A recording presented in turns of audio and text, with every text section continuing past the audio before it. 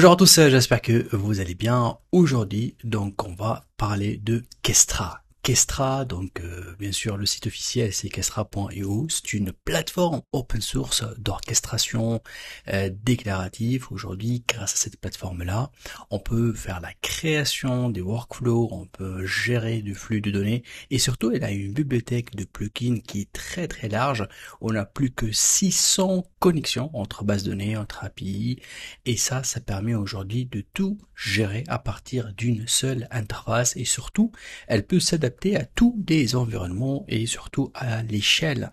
C'est-à-dire que pour les développeurs, c'est un environnement vraiment idéal pour traiter l'information et surtout pour orchestrer tout type de data. La plateforme, elle est donc open source, donc du coup ici si je vais aller tout simplement au pricing, vous allez voir que on trouve une version open source, c'est l'open source edition, que celle-là en fait voilà gratuitement on peut commencer à installer l'environnement de Kestra et commencer directement à travailler avec et elle est très bien documentée, on a un guide en fait d'installation et tout ce qui est tutoriel et vidéo préenregistrée qui explique le mécanisme de fonctionnement de cette plateforme-là. Alors vraiment, j'ai beaucoup apprécié la qualité de la documentation. Vraiment, on trouve des guides, on trouve des voilà donc des cas d'utilisation avec des vidéos. Là, il nous montre voilà toutes les connexions. Alors, j'aimerais bien voir un petit peu en fait les plugins qu'on est capable de d'installer et de connecter. Donc aujourd'hui, il passe de 600 jusqu'à 871 en comptant en fait tout ce qui est intégration et tout ce qui est aussi des outils d'intelligence artificielle. Donc au niveau de base de données, voilà, vous allez voir que on a une très très grande gamme de connexions avec des bases de données, donc avec tout type donc de bases existantes aujourd'hui sur le marché. Au niveau messaging aussi, donc on aura d'autres connexions, les scripts aussi, donc on peut utiliser les scripts pour faire lancer n'importe quel type de code. La transformation, on a aussi des patchs, tout ce qui est partie alerting, les clouds, la partie de stockage et voilà donc en tout cas la base elle est vraiment très très grande donc même côté connexion avec les machines virtuelles comme VMware donc c'est possible avec cette plateforme là. Alors ce qui m'intéresse pour moi aussi donc c'est la partie de l'automatisation. Aujourd'hui on peut voilà donc surtout pour les ingénieurs, ils peuvent en fait gérer tout type de workflow, donc soit programmé ou bien tout simplement déclenché en temps réel. Et ce qui est très important lorsqu'on parle de orchestration, c'est aujourd'hui que je peux synchroniser plusieurs flux de données en même temps. C'est comme si j'en ai plusieurs workflows et je peux voilà les gérer en fait et les manipuler à partir de cette interface. Alors, j'ajoute aussi l'interface, elle va me donner deux modes de travail. Soit je bosse d'une manière codage, ça veut dire que j'ai accès direct au code source pour que je puisse voilà administrer en fait tout ce qui est donc fichier source, tout ce qui est donc information qui a une relation avec les fichiers qui permettent de créer l'automatisation. Et aussi on a une interface no code. Donc l'interface no code c'est elle qui voilà on va la manipuler pour créer par exemple une automatisation et en derrière on a donc le fichier YAML que je peux par la suite le générer ou même le modifier. Donc le mode hybride c'est possible entre no code et avec le codage. Donc voilà donc ça c'est notre plateforme Kestra. On va essayer un petit peu d'aller vers les bases et comprendre la manipulation de Kestra pour mieux créer des automatisations de qualité. Bonjour à tous, alors dans cette vidéo-là, on va comprendre qu'est-ce que c'est Kestra et quand est-ce qu'on aura besoin de cet outil. Alors Kestra, il faut savoir que c'est un outil qui sert à automatiser les tâches qui sont liées aux données. Alors généralement lorsqu'on est dans le monde de la data, on a beaucoup de choses à gérer, soit la transformation des données, soit le sauvegarde, soit l'utilisation des bases de données, ou surtout en fait on a besoin de déployer plusieurs ressources.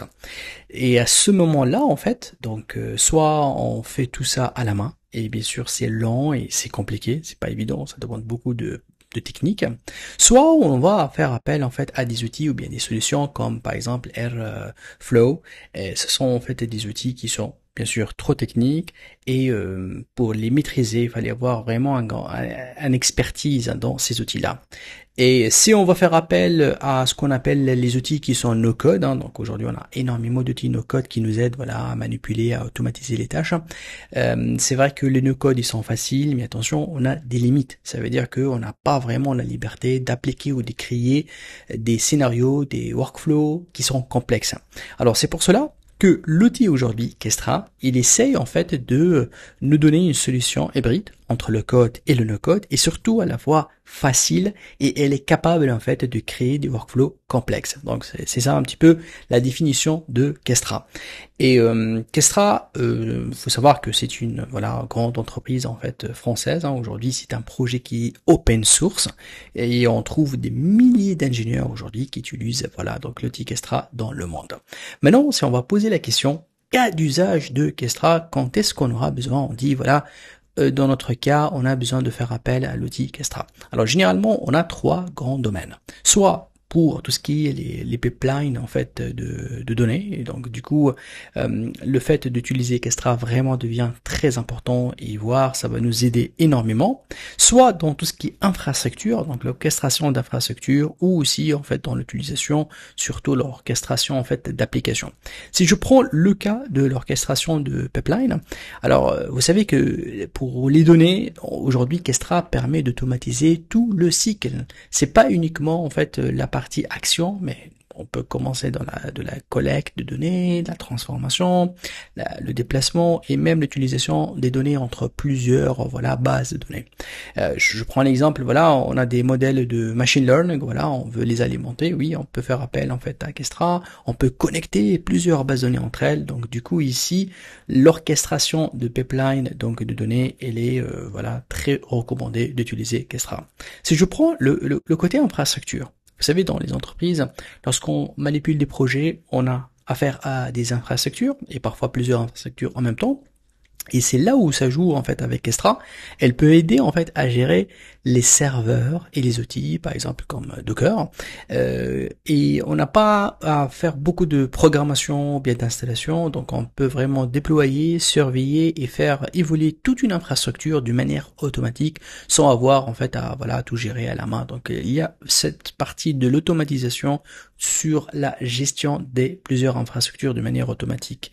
Et enfin, en fait, pour la partie application, et c'est là en fait où ça joue, Kestra aujourd'hui s'intègre au développement logiciel. On peut lancer des tests, on peut gérer les déploiements, on peut faire des sauvegardes de bases de données, ou même déclencher en fait des processus automatiques en cas d'incident. Et donc du coup, la plateforme aujourd'hui, c'est une seule plateforme pour orchestrer tout ça et au lieu de voilà de jongler avec plusieurs outils, non, on fait appel juste à Kestra et Kestra elle va faire tout le nécessaire. Très bien, donc là on va parler de ce qu'on appelle la programmation déclarative parce qu'aujourd'hui Kestra en fait repose sur un principe clé qui est la programmation déclarative. Alors qu'est-ce que c'est exactement la programmation déclarative? Alors généralement lorsque on essaye de créer par exemple un workflow, bien tout un système d'automatisation ou même si on veut contrôler tout un flux de données dans notre entreprise, on a besoin en fait de tout définir, surtout les étapes techniques et donner tout à la machine. Par contre, avec le concept de la programmation déclarative, on décrit simplement le résultat qu'on veut obtenir. Ça veut dire, je dis à la machine, voilà, je veux tel résultat. Et à ce moment-là, vous allez voir qu'il va y avoir en fait la couche là où il y aura les étapes pour atteindre les résultats qui vont être définis par donc les outils. Il faut savoir qu'avant, en fait, il y a beaucoup d'outils modernes qui ont apparu comme React, comme Terraform, comme aussi Kubernetes. Tous ces outils-là, en fait, ils se reposent sur la programmation déclarative. Et surtout avec Kestra, on écrit en fait nos workflows juste avec le format YAML. Donc c'est un format qui est très très simple et la simplicité de ce format-là, on trouve que dans un projet, même les débutants, ils peuvent contribuer, ils peuvent maintenir, ils peuvent comprendre en fait les flux de données. Ça veut dire c'est pas uniquement les ingénieurs confirmés qui vont manipuler ces formats. Vu que c'est un format très simple dans sa lecture, tout le monde dans l'équipe, débutants et experts, peuvent collaborer.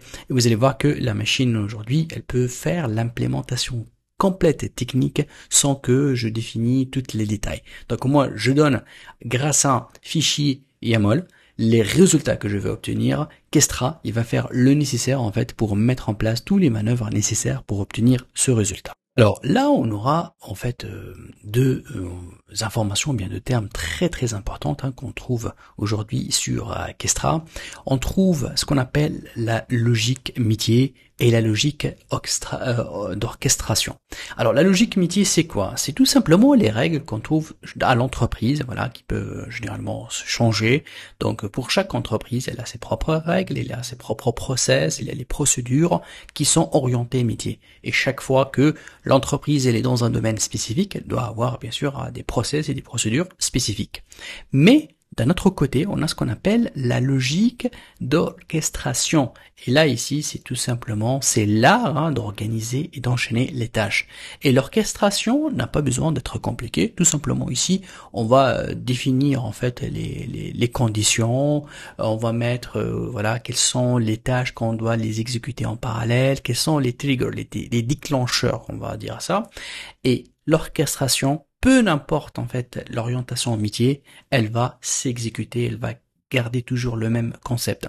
C'est pour cela il y a une facilité vraiment très intéressante que dans notre outil aujourd'hui Kestra, on a la possibilité dans la partie logique métier ici d'utiliser n'importe quel langage donc de programmation. C'est-à-dire si on est à l'aise avec Python, donc on peut définir, donner nos scripts Python, donc qui sont orientés métier, là où il y a les conditions, là où il y a les process. On peut les mettre en SQL, si on va interroger avec des bases de données, JavaScript, des shells. Donc la liberté d'utiliser le langage pour définir les conditions, là, ça donne la force en fait de notre outil Kestra. Kestra en fait, il a séparé la partie logique métier. C'est là où on va mettre les conditions avec le langage qu'on veut, et c'est lui qui va s'occuper de la logique d'orchestration. C'est là où il va en fait définir les échanges, les informations, et surtout attention, aujourd'hui grâce à la partie du création de workflow avec le format YAML, toute personne, même débutante, voilà, il peut dessiner, proposer son workflow, donner les règles, les procédures, les entrées, les sorties, ce format-là, donc YAML qu'on a dit qui est très très simple, et c'est là en fait qu'il entre en jeu Kestra pour voilà faire l'orchestration et pour qu'il puisse organiser d'une manière claire et robuste et bien évidemment sécurisée. Et Kestra aujourd'hui, il nous donne la force et la possibilité, c'est ça ce qui fait donc un outil très puissant parce que je peux donner en fait ou bien donner les procédures et les règles de l'entreprise en le codant avec voilà n'importe quel langage de programmation. Il est capable de le comprendre et de le mettre donc en évidence et de l'exécuter avec une synchronisation avec tout l'environnement que je vais l'exécuter. Et ça en fait, ce qui fait la force aujourd'hui de notre outil donc Kestra. Eh bien, donc là, on va passer à la partie de l'installation et comme vous allez voir qu'aujourd'hui, pour installer donc notre outil Kestra, il y en a énormément de possibilités, donc tout dépend de l'environnement dans lequel tu veux faire l'installation de Kestra. On va prendre l'environnement le plus classique, le plus simple, qui est très utilisé par les développeurs, c'est Docker. Alors, pour pouvoir faire tourner donc Kestra, il fallait avoir le Docker et le Docker Compose installé. Donc pour le faire, c'est très simple. Là, je vais aller sur le site officiel donc de docker.com et là, il suffit juste de sélectionner en fait votre système d'exploitation. C'est-à-dire si vous êtes sur Mac ou sur Windows ou sur Linux, il fallait tout simplement télécharger Docker sur la machine. Alors par exemple pour moi le cas, je suis sur Mac et dans Mac il fallait sélectionner quel est le type de votre processeur. Est-ce que vous êtes avec Mac Silicon ou bien Mac Intel? Donc une fois que vous avez sélectionné, c'est très simple, on l'installe sur la machine. On télécharge donc le fichier sur l'ordinateur. Par la suite, on tient Docker et on le met dans l'application. Une fois qu'on l'a mis dans l'application, comme vous le voyez là, donc j'ai le Docker ici, il suffit tout simplement de l'ouvrir. Si c'est la première fois que vous allez l'ouvrir, bien évidemment, il va vous demander d'accepter en fait et de donner les autorisations pour accès. Et là, donc, j'ai le Docker, comme vous le voyez là, qu'il est actif. D'ailleurs, en haut, dans votre ordinateur, vous allez trouver en fait l'icône de Docker Docker en haut qui est actif, qui est en mode running, c'est en vert. Donc là, je viens de faire donc la première étape qui est une étape très importante, c'est l'installation de Docker.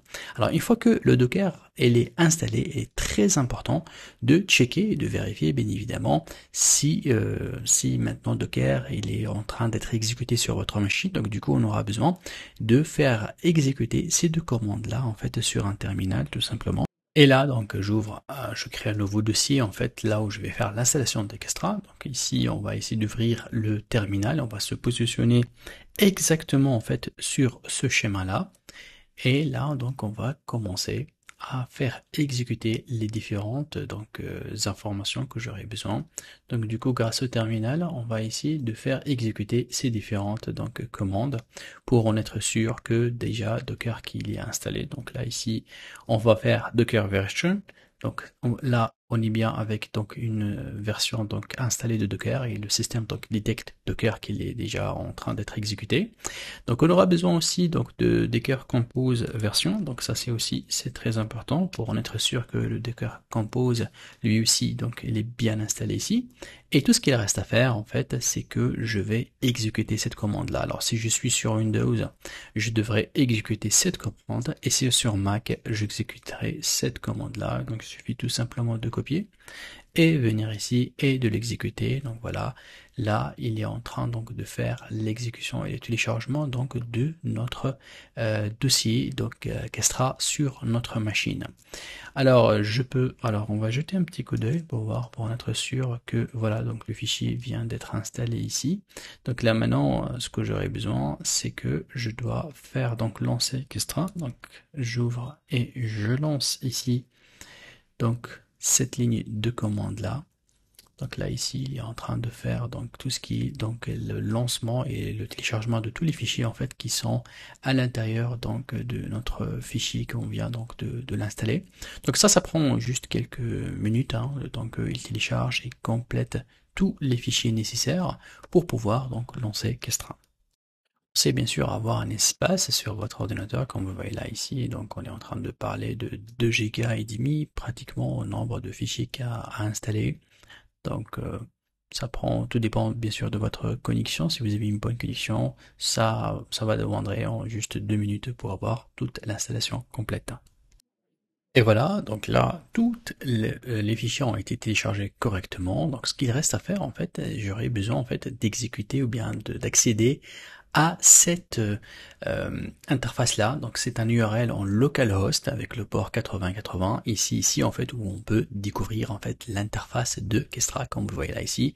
Donc je suis automatiquement redirigé vers la création de compte sur Kestra et c'est là qu'on a. C'est parti, donc là on va créer notre compte. Donc là ici on va avec une adresse email de test. Voilà, donc là vous devez mettre votre adresse email. Je vais choisir une adresse email de test. Là vous mettez votre prénom, votre nom. Et là vous allez mettre un mot de passe donc qui doit être minimum 8 caractères avec majuscule et un nombre. Et voilà, donc là on confirme.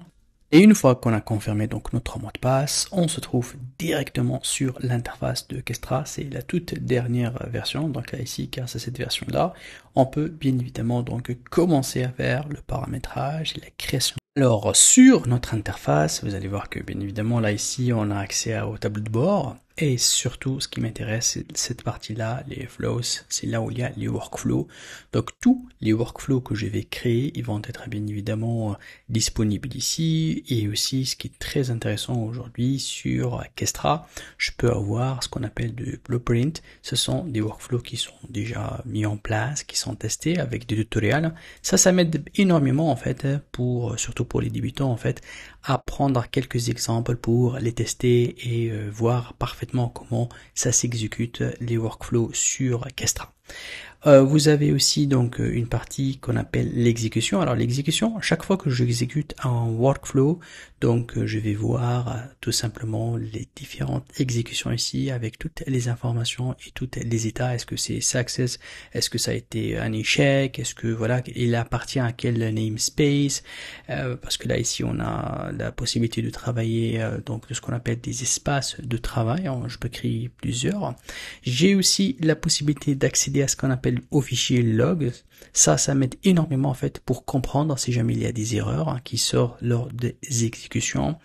Et bien évidemment, ce qui m'intéresse aussi, c'est la partie plugin, parce qu'aujourd'hui, Kestra en fait mise sur ces plugins là. Donc c'est la base de tous les tâches, parce que c'est grâce à ces plugins là, je peux lancer les workflows, je peux créer donc les composantes, je peux interagir entre les systèmes, et ça bien évidemment c'est la force aujourd'hui de Kestra.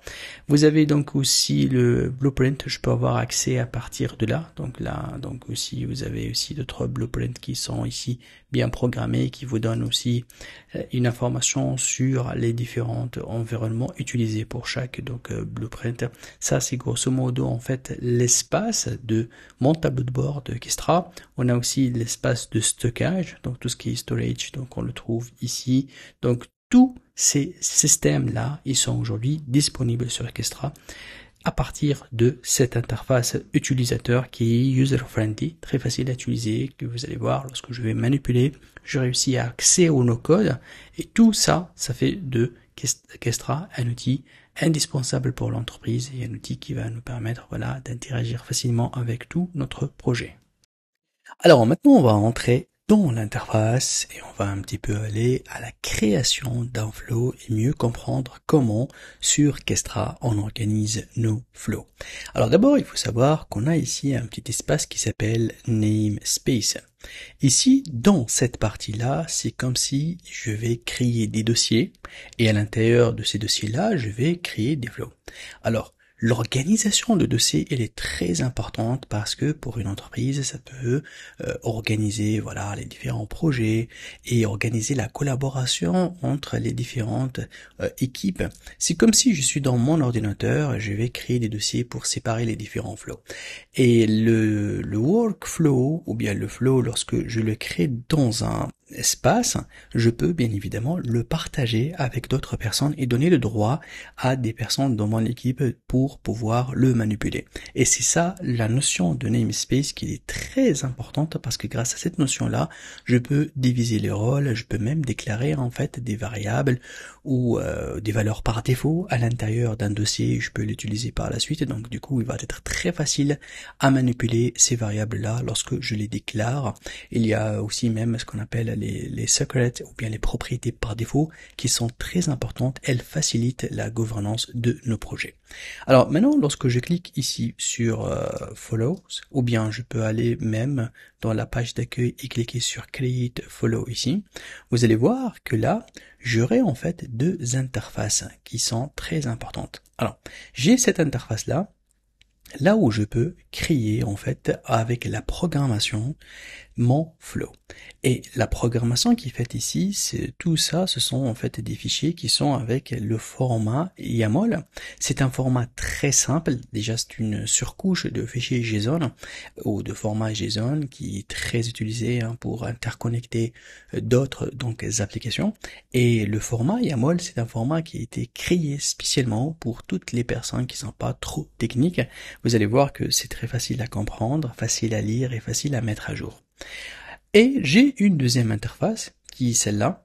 En fait ici, là on a une documentation, mais dans l'interface qui est à droite, je peux voir le visuel et visualiser en fait ce que je suis en train de créer ici. Parce que là on a ce qu'on appelle le concept de topologie. Et ça me permet en fait de voir et de visualiser tout ce que je suis en train de créer. Et la personne, en fait, il a un choix. Soit il peut choisir de travailler directement en fait avec le design, avec une interface graphique, ou de travailler avec une interface code, ou bien le code on va l'appeler, parce que c'est pas vraiment de la programmation, c'est beaucoup plus des manipulations très light, très simples. Et la documentation, vous allez voir, on va essayer déjà de la comprendre tranquillement ici. Donc là, c'est une très très bonne documentation qui me donne en fait par rapport à un fichier YAML tout ce qui est en fait variable, tout ce qui est déclaration que je peux faire. Et vous allez voir en fait pour les personnes qui n'ont pas des connaissances en programmation, c'est très facile de les repérer et de les comprendre. Alors on va essayer un petit peu de comprendre ensemble qu'est-ce que c'est le fichier YAML et de quoi il est constitué. Alors d'abord, on a quelque chose qu'on appelle le ID. Le ID c'est quoi? C'est comme le nom de flow que je vais créer. Alors attention, l'ID il est unique, ça veut dire je peux pas dans le même dossier, dans le même namespace mettre deux flows avec le même nom. Par contre, si j'ai deux namespaces séparés, oui, je peux créer en fait deux flows avec le même nom. Ensuite, après avoir défini l'ID, on a ce qu'on appelle le namespace, comme on l'a dit, c'est quelque part le dossier. Vous allez voir que là, c'est l'hierarchie, hein. Donc on a company.team, après je peux mettre .projet 1, donc du coup je peux faire une hiérarchie pour voir le fichier parent, ou le dossier parent, et le dossier ou bien le sous-dossier. Par la suite, chaque flow, en fait, il est composé de un ou plusieurs tâches. Et c'est pour cela ici, j'ai task CZ, et je définis en fait la tâche, parce que le flow en fait il a des tâches qu'il doit exécuter. Vous allez voir qu'ici, chaque tâche, je dois définir d'abord le ID, par exemple là ici on a hello, ça c'est le nom en fait de cette tâche là. Le type, il dit que c'est un type log. Après, voici le message qui va sortir à la fin de cette tâche là. Tout ce que vous êtes en train de voir ici, aujourd'hui, je peux le voir ici dans cette interface-là. Donc, j'ai la main, soit je modifie les informations. Regardez, là, je vais mettre par exemple hello doctor, par exemple. Si je manipule ici, en fait, les informations, vous avez compris que ça change ici. C'est ça, en fait, la force de mon système. Donc, du coup, là, dès que je fais une mise à jour ici, je peux bien évidemment l'avoir là, elle fait. Et vice versa, si je change des informations ici, ils vont être changées bien évidemment là. Et c'est ça en fait ce qui fait la force aujourd'hui de notre système, qui est le système entre le low-code et la manipulation graphique. Je dois bien évidemment faire attention au niveau de tout ce qui est nomination aujourd'hui.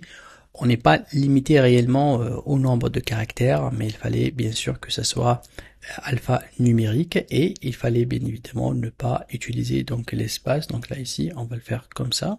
Et voilà, donc là ici, j'ai donc la mise à jour. À chaque fois qu'il y a des informations, vous allez toujours avoir donc les remarques pour qu'ils vous expliquent quelles sont les démarches. Et ça, en fait, ça permet d'avoir dès le départ un fichier YAML qui est standard, qui est fonctionnel, et ça évite en fait d'avoir des flows qui sont pas stables. Et c'est ça ce qui donne la force de Kestra aujourd'hui, c'est qu'au fur et à mesure que tu avances dans ton flow, au fur et à mesure en fait que tu vas être assisté par le système pour avoir la syntaxe qui est la plus favorable. On va essayer un petit peu de mettre à jour le flow ici pour voir un petit peu comment ça peut fait aussi un impact direct sur le graphique et vice versa pour comprendre que les deux sens en fait ils sont corrects. Il n'y a pas vraiment une recommandation de dire écoutez travaillez que avec le YAML ou bien que avec le graphique. Tout ça dépend bien évidemment de vos préférences. Si vous êtes beaucoup plus habitué à travailler avec les flows avec des interfaces graphiques, bah bien évidemment tenez ça. Si vous êtes beaucoup plus à l'aise avec donc le low code et mettre en ligne en fait ce genre de codage qui est très assisté aussi, vous allez voir lorsqu'on va le mettre à jour, on va être assisté par le système et ça c'est un choix selon chaque développeur, chaque personne qui va l'utiliser, il va chercher en fait la façon avec laquelle qu'il est confortable, voilà, qu'il arrive à faire la création de flow et les maintenir facilement. Alors, ici, on va ajouter une autre tâche. Donc, vous allez voir que là, ici, les tâches comme on l'a dit, on peut ajouter plusieurs tâches. Donc, ici, on va essayer de faire appel, donc, on va faire un nouveau, donc, ID. Donc, ici, vous allez voir, lorsque je tape ID, donc, il va détecter automatiquement, en fait, ce que je suis en train de faire appel à quel type, donc, de variable. Allez, celui-là, en fait, on va l'appeler, hello, docteur. Et là, on va mettre comme ça Alors, le type, on va chercher que ce soit toujours en fait un type log. Alors, vous allez voir que là, ici, lorsqu'on va mettre type, dès que je tape le mot log, il va détecter bien évidemment quels sont en fait les types existants. Donc là, je vais prendre la même chose, donc c'est un fichier log. Et je vais mettre, si vous voulez, donc là, on va faire appel, donc on va mettre un message. On va mettre par exemple hello. Donc là, voilà. Alors le message, bien évidemment, je peux le mettre comme ça. On va le faire hello to. Ok. Vous voyez là, lorsque je suis en train de manipuler ici mon fichier, j'ai toujours ici en fait les mises à jour. Donc là, je peux éditer. Vous allez voir tout ce que j'ai écrit ici. Le type, il est là. Le ID, il est là.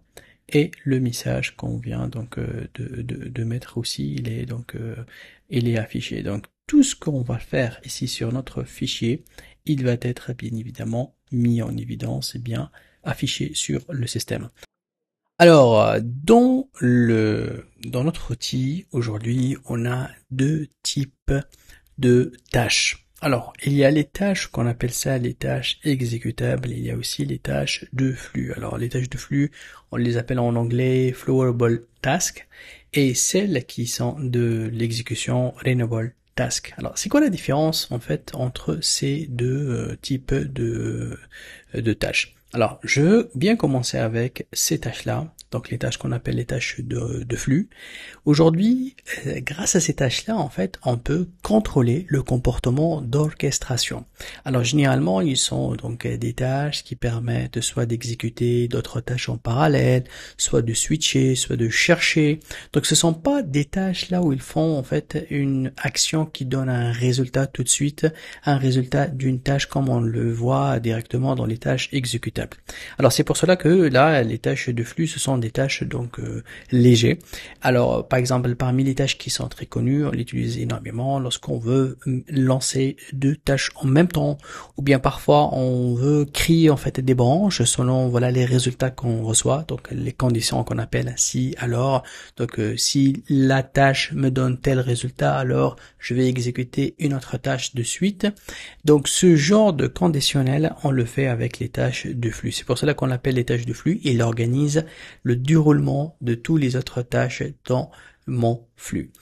Alors, la documentation sur Orchestra, elle est vraiment très intéressante parce que vous allez voir que dans notre outil, lorsque déjà je commence par exemple là à mettre des informations, par exemple par rapport au type, donc si je tape tout simplement là ici type, vous allez voir que le système avec ce qu'on appelle autocompilation, il va me permettre.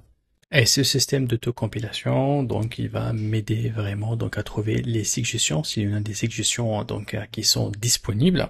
Alors, si je prends donc le système, donc par exemple là, au niveau du type, si on va sélectionner celui donc du log, vous allez voir lorsque je clique ici, bon, on va prendre juste une seule ligne, on va garder juste la première. Alors là, je mets la souris tout simplement ici. Et là, je vais cliquer sur documentation et vous allez voir que là, il va me donner directement ici la documentation et surtout, attention, c'est une documentation qui m'explique toutes les informations par rapport à ce type-là et je peux voir des exemples. Ça, c'est bien. Donc là, il me donne en fait des exemples pour faire tourner avec les différentes propriétés qui marchent avec le type log. Et grâce à ça, en fait, je peux voir même toutes les propriétés, comme vous voyez là ici en bas, qui fonctionnent avec ce type-là. Et vice versa, si je vais changer par exemple le type et choisir un autre type, le nouveau type va aussi me donner en fait les informations nécessaires et grâce à cette documentation là, on va y rester toujours sur la même page et on n'a pas besoin en fait d'aller chercher ailleurs dans la documentation à l'extérieur. Je change par exemple le type là, on va juste prendre un autre type juste pour tester. Voilà, dès que je change ici le type, bien évidemment, il va me donner les informations.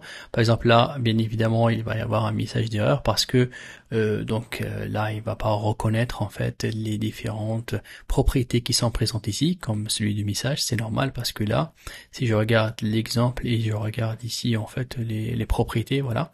Donc dans les propriétés, on n'a pas message. Donc du coup, c'est un autre type, voilà, qui demandera en fait l'appel à d'autres formats, à d'autres propriétés. Donc vous avez compris aujourd'hui, grâce à donc cet outil-là, vous pouvez ici donc travailler l'écriture de votre fichier donc YAML et vous aurez toujours une documentation en temps réel qui vous donne un exemple et les informations sur les propriétés. Alors maintenant, ce qu'on va faire, on va essayer de reproduire quelques flows qui sont existantes sur la partie flow blueprint. Aujourd'hui, donc Kestra nous présente à peu près 200 flows qui sont prêts à être utilisés.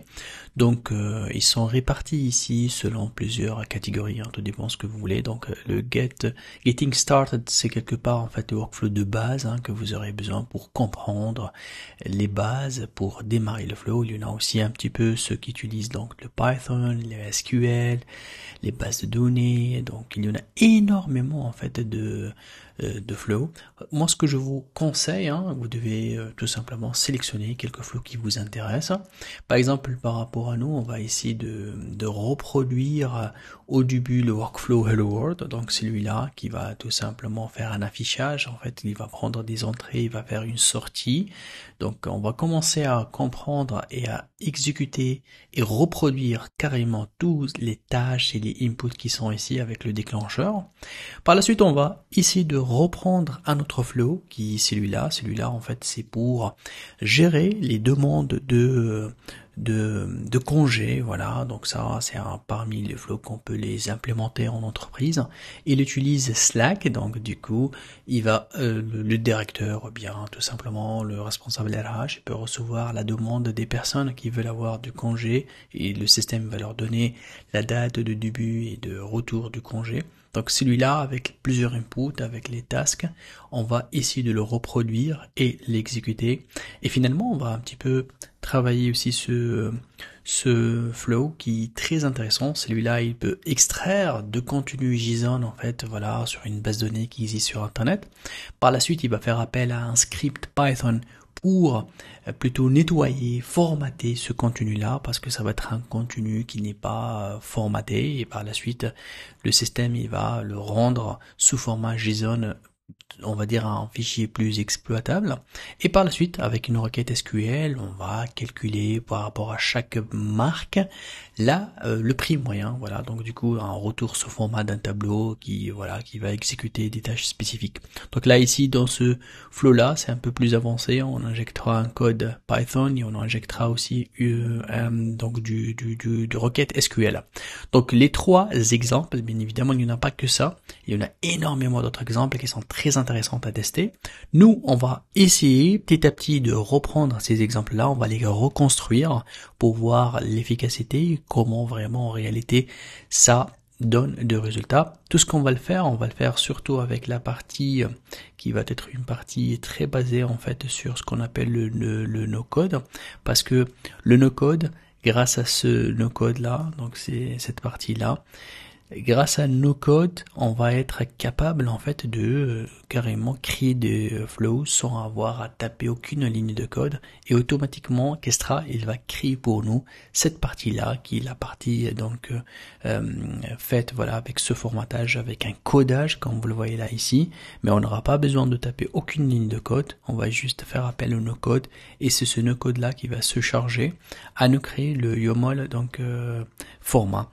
Donc voilà, on va commencer avec le premier atelier, donc le Hello World, l'atelier le plus simple, et par la suite, petit à petit, on va progresser dans le type de flow à tester. Bien, donc là, on va essayer de construire donc un flow simple, donc grâce à cette option-là, cette rubrique-là qui s'appelle No Code. Alors, la rubrique No Code, en fait, lorsque ici on va essayer de remplir des informations là, vous allez voir que je vais tout simplement voir tout ce que je vais écrire, il va être traduit ici, et encore mieux, je peux bien sûr voir la partie code YOML.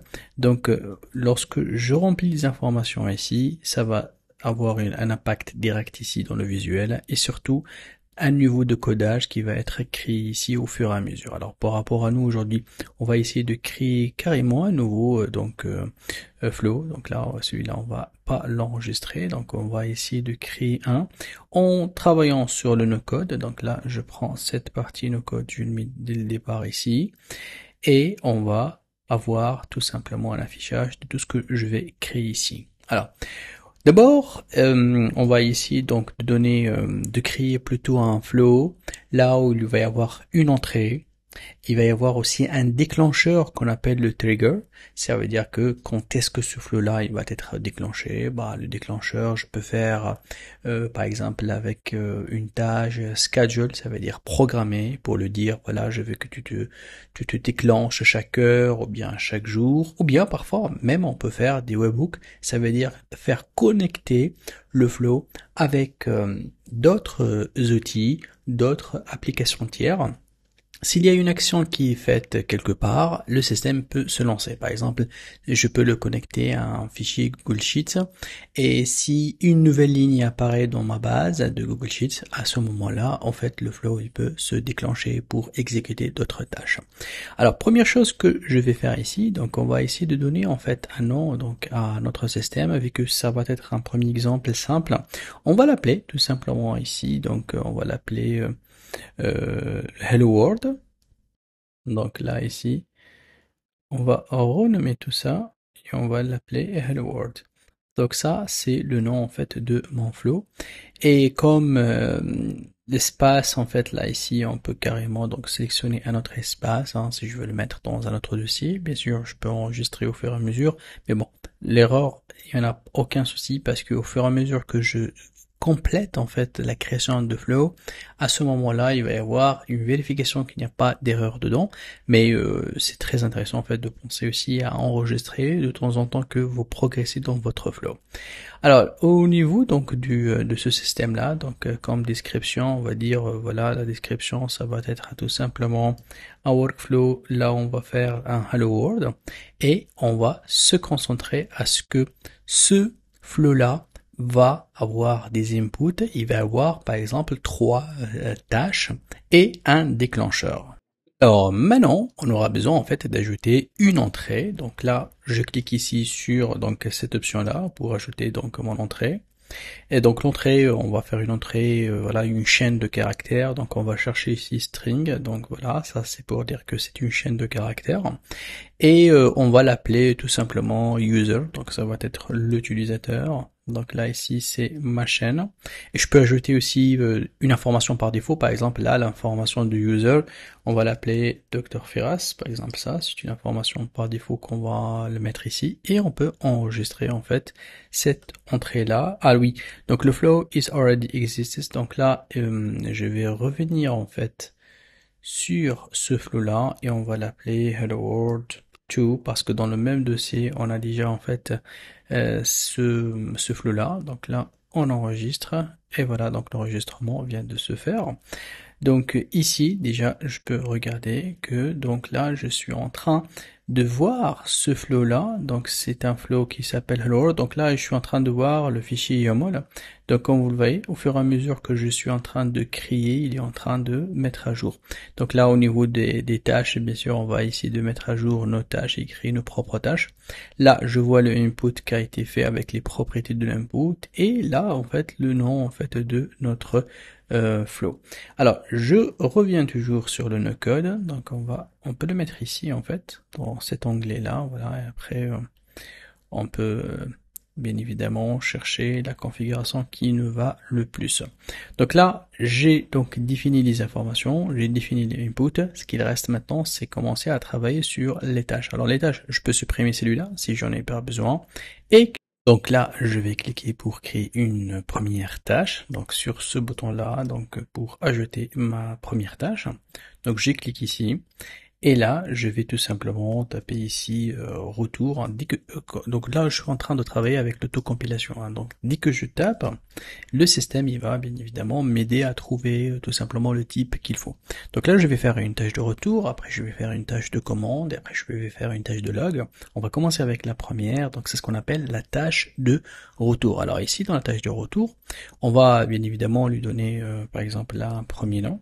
Ok, donc là on va l'appeler first task et là j'aurai besoin en fait de remplir les informations. Alors pour moi l'information qui va m'intéresser ça va être le format, comme vous le voyez là ici toujours hein, donc là il vous donne des informations au niveau du format, donc c'est comme si le format de retour je peux le définir à partir de cet espace là.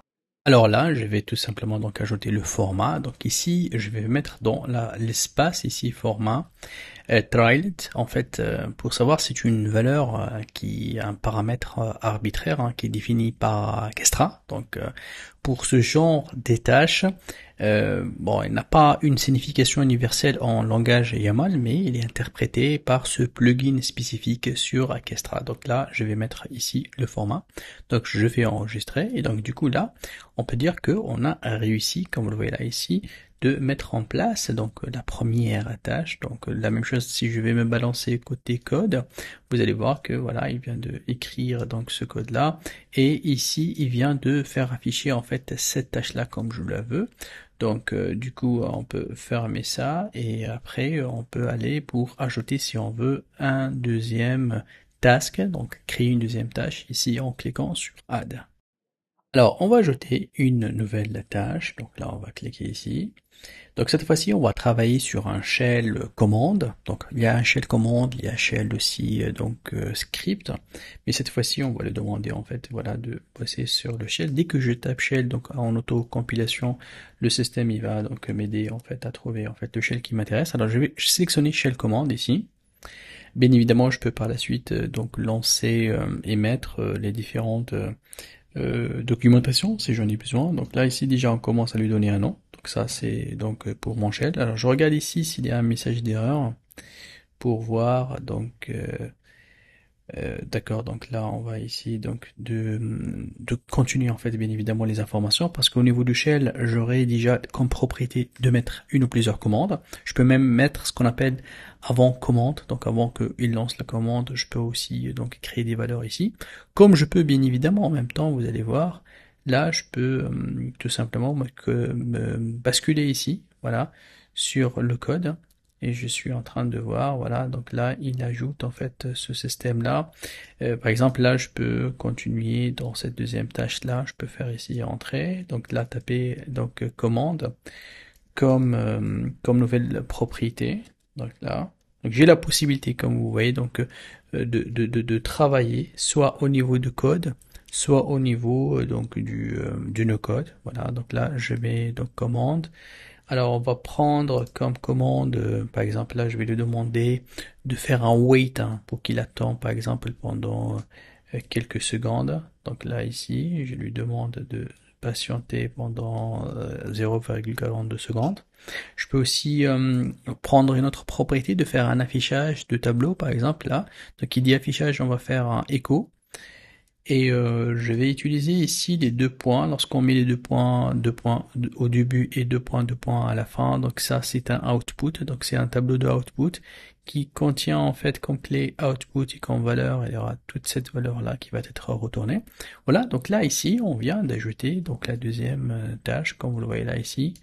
Voilà, donc je l'ai fait au mode no code, je peux bien évidemment enregistrer. Et je peux tout simplement donc là revenir dans le code et continuer par exemple à ajouter une autre tâche si je veux. On peut ajouter une tâche de log. Donc on va ajouter une toute dernière tâche ici, tâche de log. Donc la même chose. Donc dès que je tape ici log, donc il va me proposer bien évidemment quels sont les types de tâches que je veux le faire et moi je vais sélectionner la tâche de log. Donc qui dit tâche de log, on a besoin d'abord de lui donner en fait donc un nom. Voilà à cette tâche là. Donc on va l'appeler hello world. Et ici, en fait, on a la possibilité de définir en fait un message. Donc dans ce message-là, on va juste, par exemple, là, écrire donc par exemple là deux lignes. Donc première ligne, on va écrire comme message Welcome to Castra. Donc là ici, et bien sûr là, il va remplacer en fait la valeur de de cette variable là qu'on a déclarée au début. Rappelez-vous donc comme input, donc on a mis une valeur et on a donné déjà un nom par défaut à cette valeur là. Et je peux bien évidemment revenir ici à la ligne et voilà et ajouter notre message avec donc avec la variable de output. Voilà, donc là ici il va trouver le output qui a été défini en fait dans la première tâche. Et comme vous le voyez là ça marche avec la couleur jaune parce que en fait il est capable de définir automatiquement en fait lorsque j'écris avec l'autocompilation il va m'aider en fait à définir toutes ces variables là. Donc j'enregistre Donc là, ça a été enregistré. Bien sûr, au niveau de code, ça a été ajouté. Si je reviens dans mon code, donc j'ai 3 tâches et bien évidemment, ou bien finalement, on aura besoin en fait d'ajouter ce qu'on appelle un déclencheur. Comment je veux que le système, ce flow-là, se déclenche? Parce que lorsqu'on crée des flows, généralement, c'est pas pour les déclencher manuellement. On va pas rentrer à chaque fois dans le logiciel et dire exécuter. Généralement, on a un déclencheur. Soit elle est périodique, c'est ce qu'on fait schedule, soit tout simplement il reçoit l'ordre d'un autre flow, ou bien d'un autre site, ou bien d'une autre application entière, grâce à donc à des connexions qu'on a fait. N'oubliez pas que ici on a énormément en fait des plugins, hein, donc plus que 600 plugins qui sont connectés aujourd'hui donc à notre outil Kestra, donc que aussi ces plugins-là, ils peuvent être eux dans les déclencheurs, donc tout dépend du besoin. Donc là ici, on va essayer de bosser à travailler un nouveau déclencheur. Je clique ici donc pour ajouter mon déclencheur. Donc là, on va le faire d'une manière schedule. Donc je veux que tout simplement en fait qu'il soit programmé. Donc je choisis en fait cette tâche-là. Alors d'abord, il me propose en fait de donner un nom, bien évidemment. Donc elle va être daily. Donc là ici, c'est le nom en fait de notre déclencheur. Et là en fait le cron, en fait là j'aurais besoin en fait de mettre à quelle date, à quelle heure exactement ce système là je veux qu'il soit exécuté tous les jours. Et là le cron, en fait vous pouvez aller tout simplement dans le site internet qui s'appelle crontab.guru. Donc ici dans ce site internet là il suffit juste de voilà donc de lui donner quelle heure que vous voulez l'avoir, et lui il va vous donner en fait le code qu'on appelle le code cron. Donc ce code là il est connu par la machine, en fait il va connaître en fait à quelle heure le système il va se déclencher. Alors celui qui, bien sûr vous allez avoir ici voilà les minutes, les heures, les jours, les mois. Donc là voilà vous êtes libre de choisir en fait le codage. Alors pour moi, si je veux que ça soit par exemple déclenché chaque jour à 9 heures, voilà, je dois mettre ce code-là, 09 étoile étoile étoile. Donc ça, c'est un petit peu le code. Donc je copie ici. Il suffit juste de faire un petit copier-coller là. Voilà, on va le coller ici. Effectivement, donc le système ici, voilà, déjà il vient de faire afficher le déclencheur. Donc ici, chaque jour à 9 heures, le système il va se déclencher tout seul et faire exécuter ces 3 tâches-là. Alors, bien évidemment, lorsqu'on est en train de tester, je veux pas que tout de suite il va commencer à le faire. Donc, par exemple, je veux faire améliorer mon flow pour que ça soit fait. Vous allez voir qu'il y a une petite option ici en bas donc c'est une option qui va être responsable sur le déclencheur. Donc du coup là je vais la mettre disabled, et celle-là en fait elle va empêcher le système qui va se déclencher tout de suite. Donc bien sûr, une fois que je termine tout, je peux la mettre active, mais là pour l'instant je vais mettre là ici save. Donc là j'ai donc mon système qui a un déclencheur qui a 3 tâches qui peuvent être exécutées bien évidemment d'une manière séquentielle, tâche 1, 2, 3. Très bien, donc là notre flow il est prêt. Je peux bien évidemment donc voir le flow code. Donc là je peux checker en fait de voir que tout va bien. Bien évidemment je vais laisser en fait l'option disable false pour que je puisse le tester, pour qu'il soit testé, il doit être actif. Donc là je vais cliquer sur exécuter et je vais voir l'exécution de ce workflow là. Alors là donc au niveau du user, lui il me propose la valeur par défaut, donc je vais la garder et je vais cliquer sur exécuter. Alors là, donc je vois l'exécution en fait de mon flow. Donc comme première tâche, il me donne bien évidemment combien de temps, au millième de seconde qui a été voilà exécuté, la deuxième tâche et la troisième tâche. Et si je clique ici sur donc la partie log, je peux voir bien évidemment que les 3 tâches ont été exécutées avec succès. Donc ça c'est très très intéressant. Et je peux bien évidemment revenir vers la topographie si je veux pour voir que les exécutions ont été faites donc correctement. Et ici au niveau du log, vous allez voir que là, par rapport à chaque tâche en fait, j'ai le droit de voir voilà les outputs. Je peux aussi bien le relancer, je peux la télécharger en fait ce log là, et je regarde ici en fait et je vois que donc le input a été correctement en fait détecté. Donc ce qu'on a mis nous comme user, donc la valeur, et aussi bien comme le output. Regardez là, donc là en fait la valeur qu'on a mis donc pour tester au niveau donc la deuxième tâche, comme le output a été vraiment détecté avec succès. Donc là du coup le système donc il a pu faire l'exécution de ce workflow, de ce flow-là, d'une manière simple et claire, et que le flow, donc là maintenant, en fait, il est prêt à être voilà, amélioré ou bien testé.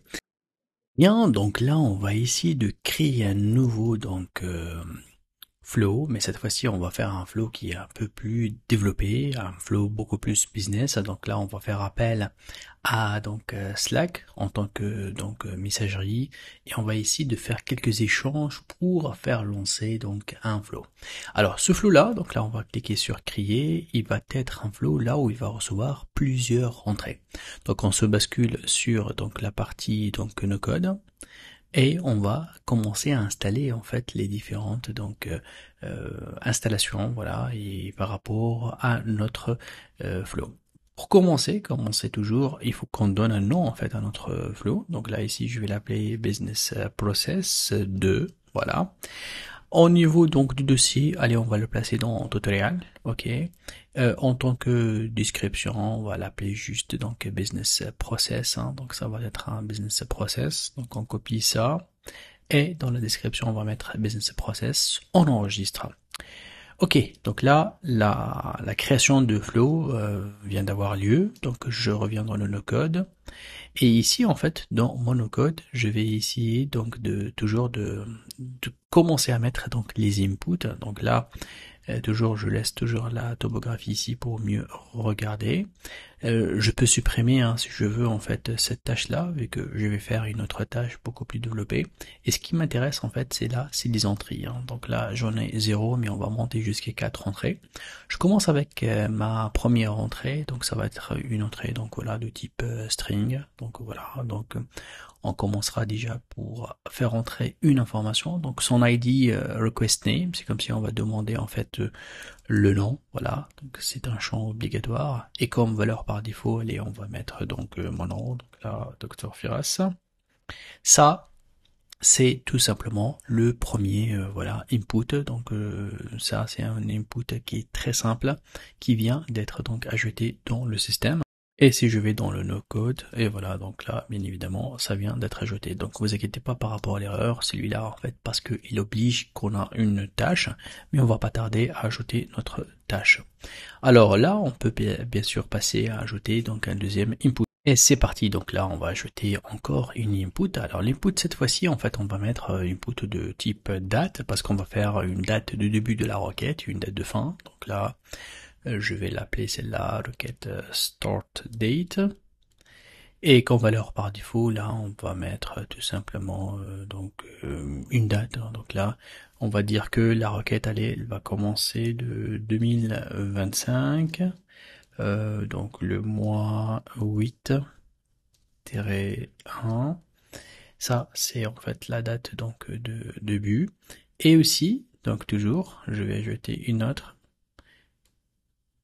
Là, on va l'appeler aussi date, d'accord? Ça va être une date de fin, donc là, cette fois-ci, on va mettre une date de fin. Et comme valeur, donc par défaut, je vais mettre en fait là, on va le mettre juste une semaine après, donc 2025-08-07. Donc là, on vient d'ajouter deux inputs. Donc le total, ça va venir en 3 inputs, et le tout dernier, donc c'est là aussi en fait c'est la connexion avec l'outil Slack, la messagerie Slack. Donc comme type, on l'appelle ça URI. L'URI, c'est tout simplement lorsqu'on parle de webhook, lorsqu'on a une connexion donc avec avec une API, donc on fait le URI. Donc là, c'est le nom donc de ce type-là. Et comme valeur par défaut, on va mettre en fait l'API de Kestra. Donc c'est celle-là en fait qui va nous faire la connexion en externe. Donc comme par défaut, hop, on va coller juste l'API de Kestra. Ok, donc là, on a donc les trois valeurs. Donc si je reviens ici, donc du coup, je suis prêt en fait à ajouter ma tâche. Très bien, donc allez, on ajoute notre tâche. Donc là, ici, la tâche cette fois-ci, donc on va faire appel à Slack. Donc là, ici, on va prendre Slack Webhook et on va l'appeler Send Approval Request. Donc là, ici. Et au niveau donc du l'URL, donc là ici, je vais mettre en fait plutôt donc l'URL qui va me permettre de faire en entrée en fait le webhook de Slack. Donc ça va être fait de cette manière-là. Et attention, là, on a besoin en fait d'ajouter le payload. C'est quelque part là où on va mettre en fait le script pour qu'il puisse exécuter à l'intérieur de cette tâche-là. C'est comme si on va lui dire qu'est-ce que tu vas faire exactement ici. Donc là, ici dans le payload, je vais tout simplement en fait copier-coller ce texte-là.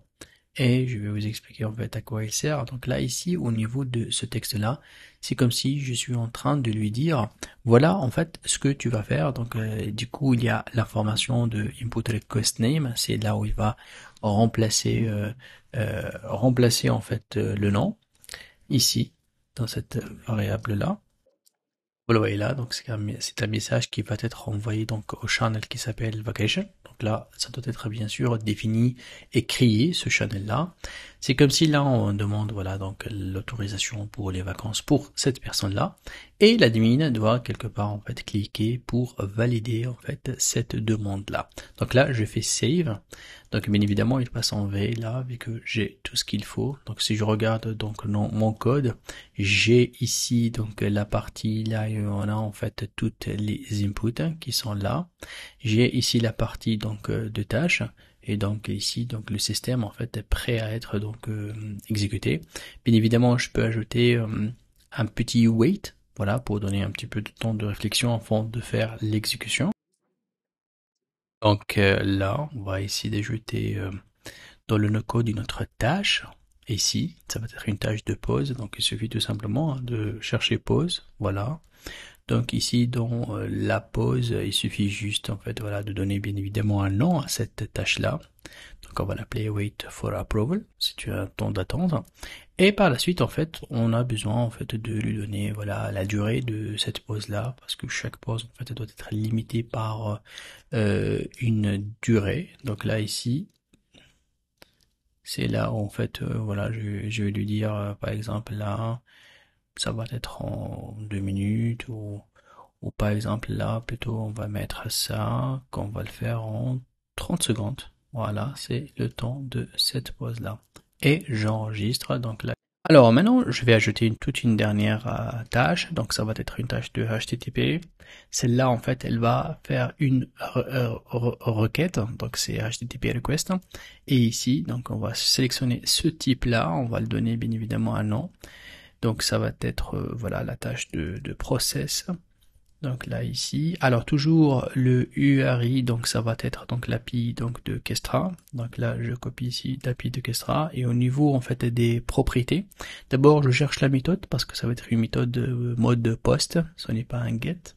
Donc là ici je dis ça un petit peu et on va chercher la méthode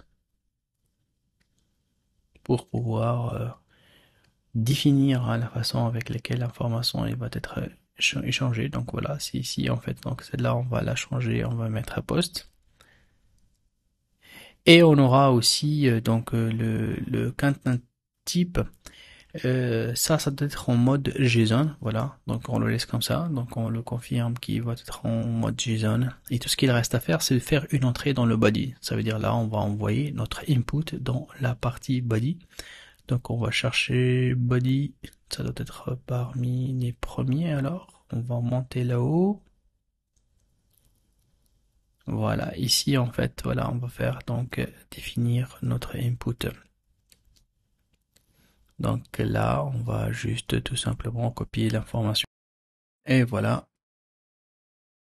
Donc tout est bien. Donc on va enregistrer. Donc du coup, si je regarde ici, 4 inputs, 3 tâches. Et on peut carrément en fait tester pour voir si notre système fonctionne correctement. Et c'est parti. On va cliquer ici sur exécuter. Donc là, bien évidemment, il me propose, voilà, donc de checker les entrées de notre flow. Donc on va dire yes, exécuter. Je peux bien évidemment aussi mettre à jour ces informations-là, si je veux.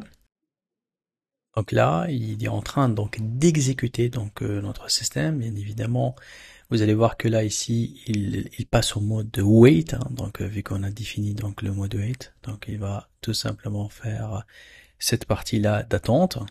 Et voilà, donc il a passé donc le temps d'attente et là il vient de finir en fait le système.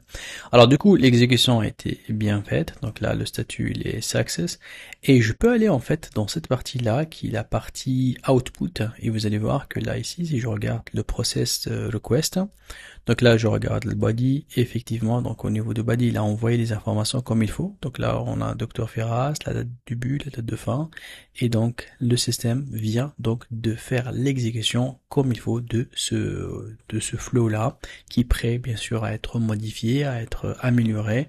Voilà, donc si je veux tout simplement faire appel à d'autres outils, comme ici on a fait appel à Slack, pour pouvoir faire des échanges et des confirmations des demandes de congés, comme vous voyez là. Donc c'est un flow qui fonctionne correctement et que c'est parti, donc on va créer notre troisième donc flow. Donc celui-là, en fait, ça va être un flow là où j'aurai donc un input et dans les tâches, j'aurai une tâche là où je vais injecter en fait un script Python et aussi j'aurai une tâche pour injecter une requête SQL. L'objectif c'est d'extraire donc le contenu et de faire un traitement sur ce contenu-là. Alors ici, on va faire appel au no-code et on va tout simplement donner donc un nom donc à notre système. Donc là ici, on va l'appeler donc Data Engineering Pipeline par exemple 3. Le dossier qu'on va mettre dans le namespace, ça va être dans tutoriel. Et comme description, on peut, si vous voulez, mettre cette description là. Voilà, donc là, il est prêt en fait à démarrer. Donc allez, on va tout simplement enlever donc le no-code, ou bien on peut le laisser le no-code, hein. Alors, les inputs. Donc dans mon input, tout simplement là, je vais faire appel à un tableau. Et dans ce tableau-là, il va tout simplement euh, contenir des chaînes de caractères. Donc tout simplement, donc là ici, ça va être des strings. Et j'aimerais bien voilà ajouter donc des valeurs par défaut. Donc là on va mettre un brand. Toujours rappelez-vous que j'ai la possibilité en fait voilà de manipuler en fait mon système ici. Donc là je peux enregistrer. Voilà donc les informations viennent d'être enregistrées. Ici dans le input je peux comme on l'a dit donc partie défaut. On va ici donc de faire ajouter par exemple deux informations. Bon, on a dit on va mettre blind, on va mettre aussi price. Voilà, donc j'ai ces deux informations qui vont être ajoutées. Et donc j'enregistre. Alors on regarde un petit peu la topologie. Et voilà, donc là, donc je viens de programmer en fait la partie qui contiennent mes inputs, mes outputs. Et j'aurai maintenant besoin donc de paramétrer donc les tasks. Donc les tâches, je commence à supprimer celle-là et créer donc ma nouvelle tâche. Et voilà, donc on ajoutera une tâche. Donc cette tâche-là, ça va être une tâche qui va extraire en fait des données, tout simplement, qui vont être en ligne. Donc c'est pour cela qu'on va faire appel à download. Donc download en mode HTTP, ok, parce qu'on va mettre en fait un URL. Le nom, donc on va l'appeler tout simplement extract. Et donc l'URL, là on va prendre un URL de test, voilà, qui est en ligne ici. Voilà, donc ça c'est un URL que je vais tout simplement ici tester et voir en fait si ça fonctionne ou pas. Donc on va tester rapidement. Voilà, donc là on fait le test et on va aller à la partie donc output pour voir si j'ai tout simplement donc le fichier qui vient d'être voilà donc trié. Donc c'est très très important en fait de tester. Donc là, on va aller donc à la partie donc ici URI et vous allez voir que là j'ai Preview, donc je peux même le télécharger moi aussi.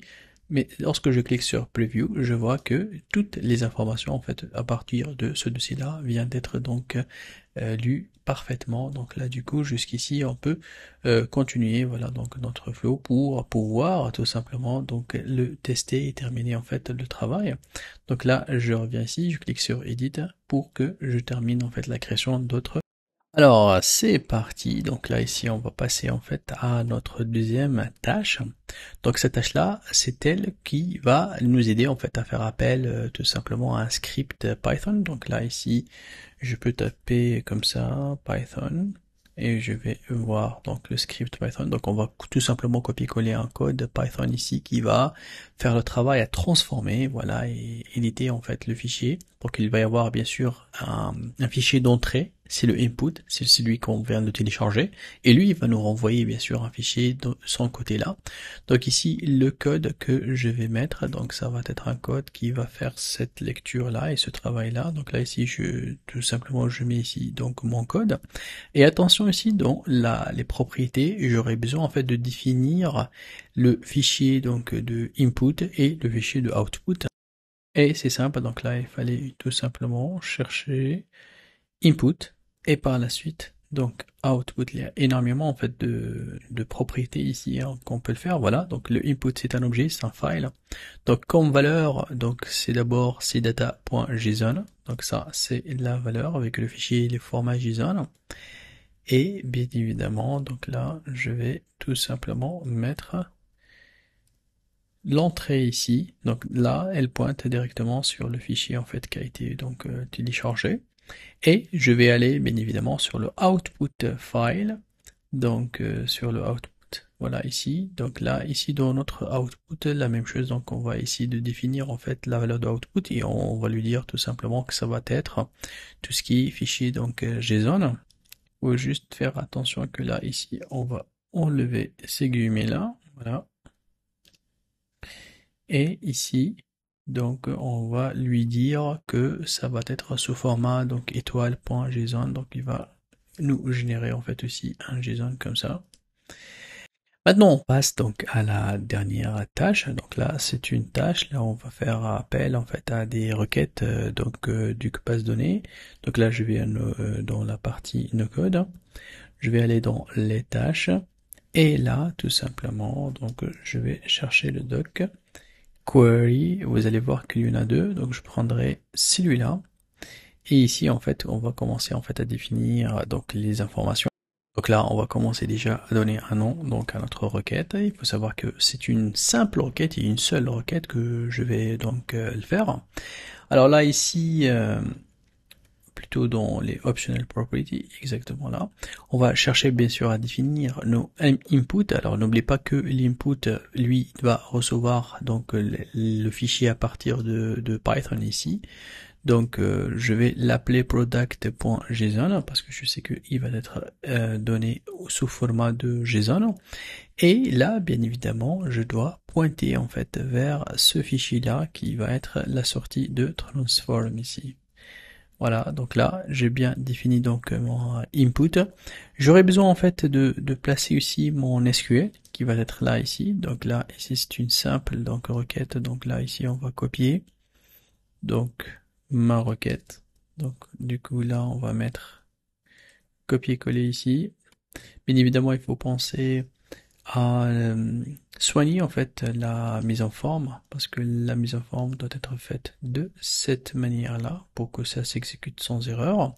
Et finalement, il y en a le fetch type qu'on va le mettre au mode, donc il fallait vraiment changer le fetch type. Donc on va le mettre soit en mode store ou bien en mode fetch. Voilà, c'est celui-là. Alors voilà, fetch type. Maintenant, il est en mode known. Alors bien évidemment, si je le laisse en mode known, il ne va rien faire. Donc du coup là, j'aurais besoin en fait de pointer. Donc soit je le mets en mode store ou bien je le laisse en mode fetch pour qu'il affiche en fait les résultats sous format de variable. C'est ce que je vais faire. Donc là, je fais save et voilà, donc je suis prêt en fait à exécuter. J'aimerais bien aussi checker ici la partie en fait de mise en forme dans la partie transform. Donc la même chose ici, attention. Au niveau donc de script, il fallait pas laisser avec cette mise en forme là. C'est un petit peu, tout doit être fait sur une seule ligne sans faire donc cet espace là. Voilà. On fait attention pour ne pas supprimer en fait le code. Donc là, je fais save. Et donc là, on va tout simplement essayer de lancer en fait l'exécution pour que on voit un petit peu ce que ça va donner comme résultat. Donc là, il est en train donc d'exécuter la partie extract, la partie transform maintenant. Donc on attend qu'il passe à la troisième tâche, voilà, query. pour voilà, faire travailler donc le SQL. Donc on va aller avoir donc tout simplement le output. Au niveau de l'output, donc on a récupéré d'abord donc le fichier, là où il y a les informations. Transform, la même chose, donc on va essayer de voir donc la partie preview. Donc plutôt dans le output file, c'est ici. Voilà, donc j'ai le data JSON et le product JSON. Donc voilà, donc ça c'est les deux fichiers donc ici que j'ai. Donc ici le fichier output qu'il a fait, voilà, donc sous format de JSON, il a bien nettoyé en fait l'affichage avec donc le brand et le price. Ça c'est très intéressant. Et si je regarde le query, donc output file, la même chose. Donc là ici, il vient en fait de faire afficher donc les informations et voilà le rôle en fait pour voir un petit peu ce que ça va donner comme résultat. Donc le size, il y en a 15 en fait, 15 informations. On va voir preview et voilà donc le tableau avec le string en fait les informations qui sont dedans. Donc du coup on voit le brand, il me donne des exemples de brand et un petit peu la moyenne donc des prix par rapport à chacune de ces brands là. Et voilà, donc là, on a réussi l'exécution des 3 tâches qui ont récupéré un fichier, qui l'ont transformé, le formaté et par la suite qui ont fait voilà une requête SQL, là où il va me donner en fait chaque brand, le prix moyen. Et ça, c'est l'exécution.